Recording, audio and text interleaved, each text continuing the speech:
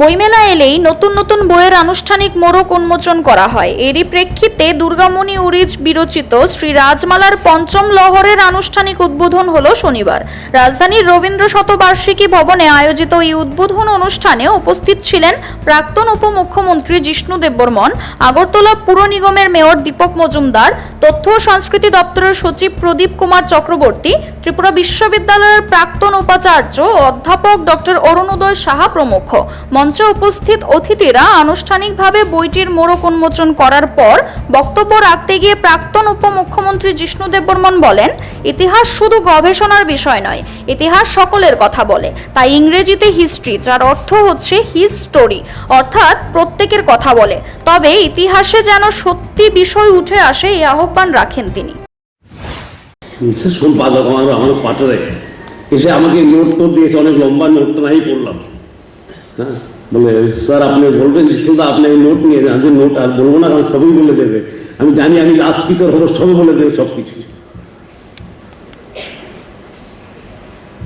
এটা এক wonderful experience. অনেক বই রিলিজ হয়, যেমন অরুণোদয় বাবু বলেছেন, কিন্তু আজকে চতুর্থ লহরের পরে 100 বছরের পরে পঞ্চম লহর। কিন্তু in that way it is a momentous moment. 100 বছর পরে ফোর্থ ভলিউমের 100 বছর পরে ফিফথ ভলিউম আজকে রিলিজ হচ্ছে। সেটা আমরা সাক্ষী, সেটা একটা ঐতিহাসিক ঘটনা বলতে পারি।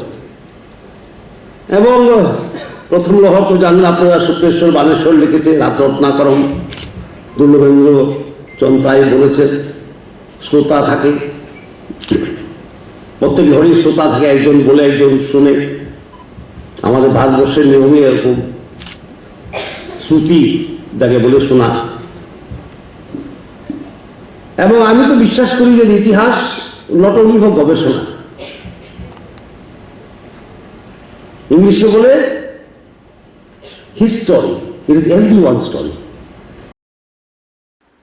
CRI TV, channel for news and entertainment.